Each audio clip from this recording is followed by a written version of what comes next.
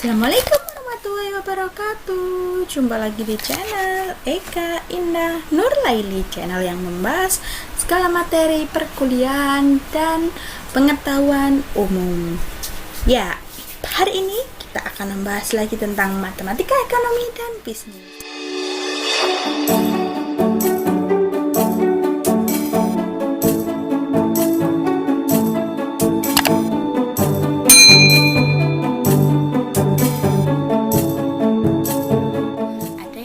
Kita akan membahas materi tentang apa hari ini? Yaps, kelanjutan dari fungsi linier, yaitu penerapan fungsi linier pada fungsi permintaan dan fungsi penawaran. Fungsi linier adalah fungsi yang sangat sering digunakan oleh para ahli ekonomi dan bisnis dalam menganalisis dan memecahkan masalah-masalah ekonomi. Kenapa? Ya, hal ini disebabkan karena sebagian besar masalah ekonomi dan bisnis dapat disederhanakan atau diterjemahkan ke dalam model yang berbentuk linier. Langsung saja kita bahas ke fungsi permintaan. Fungsi permintaan. Fungsi ini menunjukkan hubungan antara jumlah produk yang diminta oleh konsumen dengan variabel-variabel lain yang mempengaruhinya pada suatu periode tertentu. Variabel-variabel ini bila ditelusuri dalam perekonomian yang sesungguhnya itu jumlahnya sangat banyak.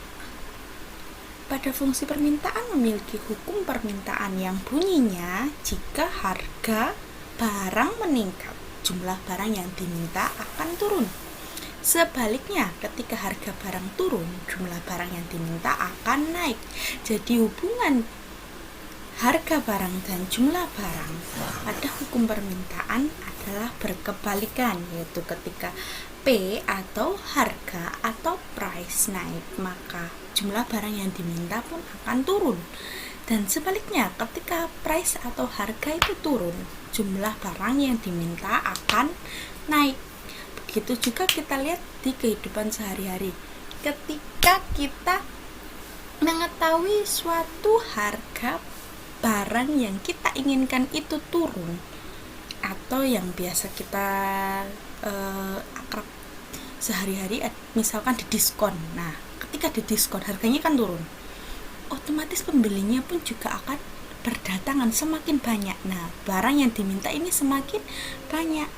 Maka dari itu kenapa harga barang dan jumlah barang yang diminta ini hubungannya adalah kebalikan. Nah, ketika harga barang itu naik, maka permintaannya pun akan turun karena banyak konsumen ini yang memilih untuk tidak membelinya karena harganya adalah tinggi atau melebihi kemampuan belinya. Oke, sampai di sini cukup paham. Mari kita lanjutkan. Nah, variabel utama yang mempengaruhi permintaan ini apa saja sih? Kita kumpulkan ada 5. Yang pertama adalah harga produk itu sendiri. Kemudian yang kedua adalah pendapatan konsumen. Yang ketiga, harga produk lain yang saling berhubungan. Misalkan harga barang substitusinya ataukah harga barang komplementernya. Yang keempat, harga produk yang diharapkan pada waktu mendatang. Yang kelima adalah selera konsumen.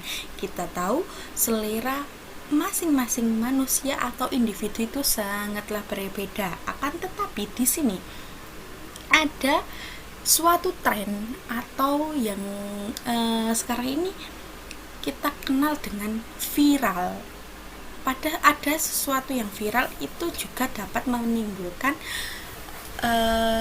suatu barang atau peningkatan permintaan suatu barang yang viral tersebut. Yang viral baru-baru ini apa ya? Sebentar. Yaps, betul sekali. Misalkan masker. Ya, sekarang ini kan sedang terjadi pandemi COVID-19.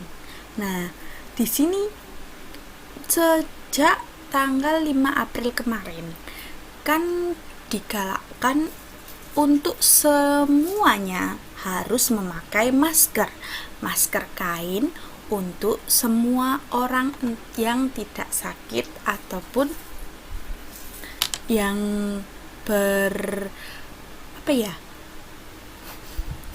yang memilih atau mengharuskan ketika keluar rumah. Nah, masker N95 dikhususkan untuk petugas medis yang menangani pasien-pasien di rumah sakit ataupun di puskesmas. Nah, sekarang ini kan permintaan akan masker ini meningkat.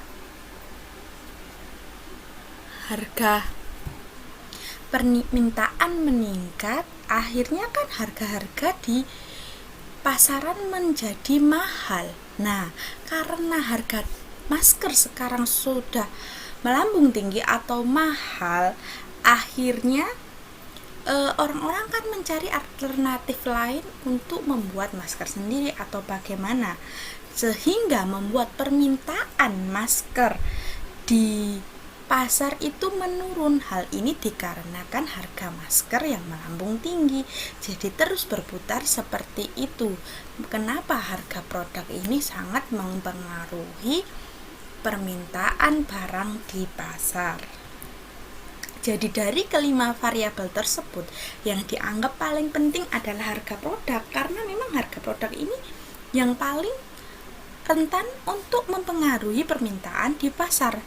Sedangkan variabel lainnya kita anggap konstan agar fungsi permintaan ini bisa dihitung menggunakan fungsi Qx sama dengan Fpx. Oke, kita lanjutkan. Rumus fungsi permintaan ini adalah Q sama dengan A min BP. Q di sini adalah barang yang diminta, P adalah harga barang per unit.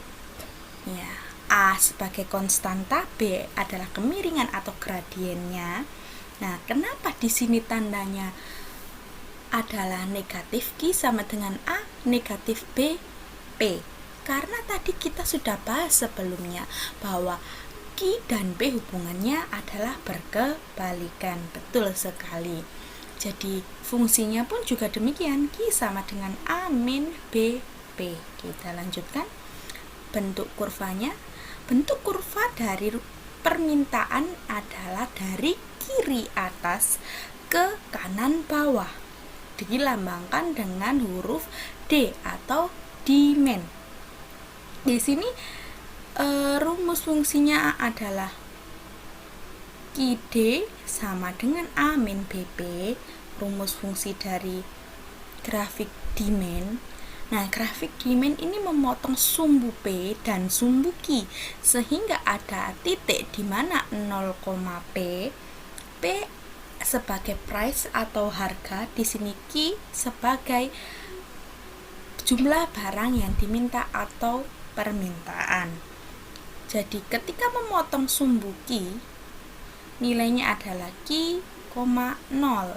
Jadi ketika nilai P0 adalah Q, ketika Q0 adalah memotong sumbu P. Jadi kita bisa menggambarkan grafiknya dengan mencari dua titik ini, yaitu titik yang memotong sumbu P dan titik yang memotong sumbu Q, sehingga mudah untuk digambar pada fungsi permintaan ini. Langsung saja kita bahas ke contoh soalnya.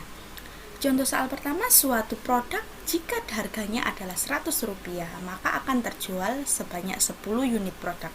Dan ketika harganya turun menjadi Rp75, akan terjual 20 unit. Tentukanlah fungsi permintaannya dan gambarkanlah grafiknya. Di sini diketahui P1 100, P2 75, Q1-nya 10 dan Q2-nya 20. Seperti halnya ketika kita menyelesaikan fungsi linier, ada dua titik. Kenapa dua titik? Karena di sini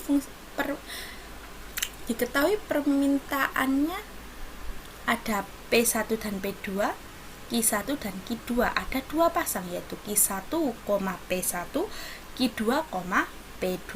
Jadi kita bisa selesaikannya menggunakan rumus dua titik, di mana rumus dua titik yaitu Y min Y1 sama dengan X min X1 sama dengan Y min Y1 per X min X1 sama dengan Y2 min Y1 per X2 min X1. Karena di sini menggunakan P dan Q, maka rumusnya menjadi Q min Q1 per P min P1 sama dengan Q2 min Q1 P2 min P1.